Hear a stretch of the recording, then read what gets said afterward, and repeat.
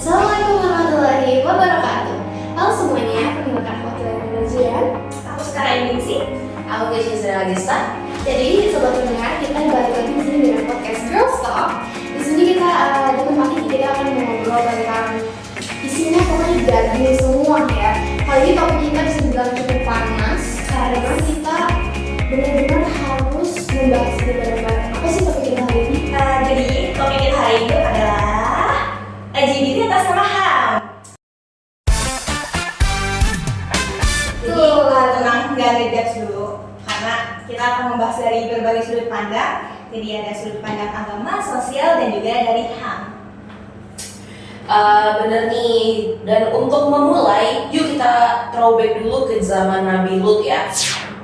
Dalam Islam, peringatan soal perilaku menyimpang itu udah ada sejak dulu banget nih guys. Bahkan sampai ada catatannya loh dalam Al-Quran. Benar nih, jadi ada dalam Quran surat Al-A'raf ayat 80 sampai 81. Jadi Allah Subhanahu wa taala berfirman, "Waluta iskola liqaumihi atartunal fahisyatam masabakakum bihamin ahadin minal alamin."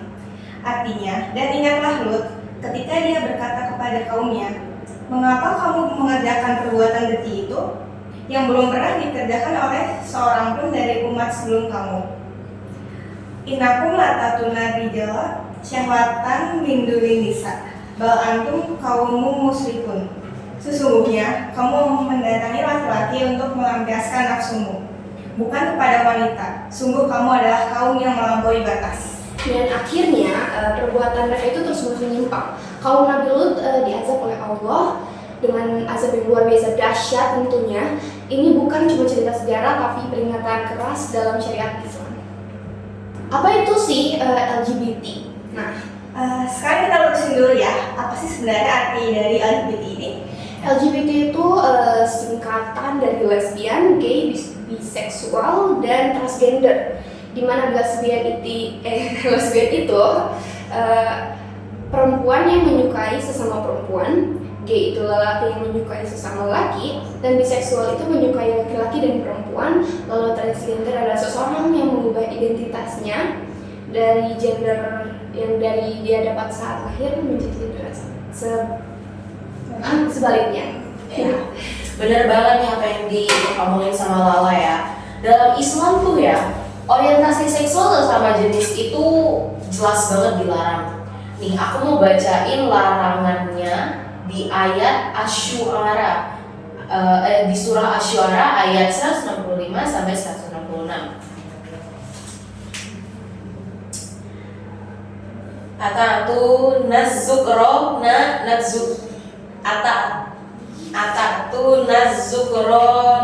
minal alamin. Yang artinya, mengapa kamu mendatangi jenis laki-laki di antara manusia berbuat homoseks. Wa tazaruna ma khalaqa lakum rabbukum min azwajikum bal antum qaumu adun. Dan kamu tinggalkan istri-istrimu yang diciptakan Tuhan untukmu. Sungguh kamu adalah kaum yang melampaui batas. Tapi bukan hanya dalam Al-Quran, hadis juga menegaskan hal ini. Rasulullah SAW bersabda, "La'anallahu man amila amala qaumin Lut." Allah melaknat orang yang melakukan perbuatan kaum Lut.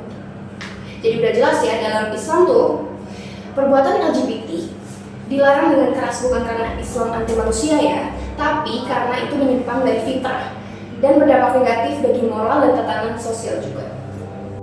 Nah. Dalam Islam, perilaku LGBT, khususnya hubungan sesama jenis, dianggap sebagai dosa besar yang bertentangan dengan fitrah manusia dan syariat Allah SWT. Tindakan ini disebut liwat atau hubungan sesama pria dan sihak atau hubungan sesama wanita. Di mana di dalam Islam hukumannya adalah, yang pertama ada hukuman mati bagi pelaku liwat dengan bukti kuat dengan cara didera atau namanya dimasab. Yang kedua ada ta'zir, hukumannya ditentukan oleh hakim. Yang ketiga ada syafi'iyah, yang dihukum seperti zina jika maksudnya pakai rajam, jika belum didera 100 kali. Tapi kan ini kita berbicara tentang HAM juga kan. Jadi gimana sih kita ngejelasin Min? Nah, di sini banyak banget nih yang bilang LGBT itu hak asasi manusia, tapi kok dilarang? Ya, benar. Jadi di perspektif HAM modern, setiap orang itu punya kebebasan masing-masing untuk menentukan orientasi seksual dan juga identitas gender mereka. Tapi dalam Islam, kebebasan itu tetap punya batas syariat dan juga kemaslahatan umat. Contohnya kalau HAM mengizinkan toilet gender netral gitu. Islam melihat kalau itu bisa menimbulkan fitnah dan gangguan kenyamanan dan melanggar batasan pada adab kita. Terus sikap kita harus gimana sih? Kita nggak boleh ikut membenci ya, tapi juga jangan asal mendukung. Kita juga harus punya ilmu dan empati. Betul banget. Jadi bedain ya antara menolak perbuatannya dan tetap menghormati pelakunya sebagai manusia. Surat An-Nahl ayat 125 jadi pengingat buat kita. Bacaannya adalah ud'u ila sabili rabbika bil hikmati wal mau'izatil hasanah wajadilhum billati hiya ahsan. Yang artinya suruhlah manusia ke jalan Tuhanmu dengan hikmah dan nasihat yang baik. Debatlah mereka dengan cara yang lebih baik. Nah, Dakwah itu pakai kelembutan, bukan caci maki. Bahkan Nabi Muhammad SAW sendiri penuh kasih sayang saat menghadapi orang-orang yang menyimpang. Dan ingat, Allah aja masih kasih rezeki ke semua makhluknya, termasuk yang sedang salah. Masa kita mau main hakim sendiri sih? betul.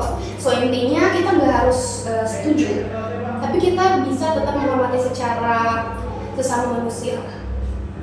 Bijak itu bukan berarti lembek ya guys, tapi tahu kapan kita harus tegas dan kapan kita harus lembut. Semoga kita bisa jadi generasi yang paham agama ya, peka terhadap realita dan tetap santun dalam menyampaikan kebenaran. Terima kasih teman-teman yang udah dengerin podcast kita yang kali ini. Semoga kita bisa menggugah pikiran dan hati kalian semua. Assalamualaikum warahmatullahi wabarakatuh.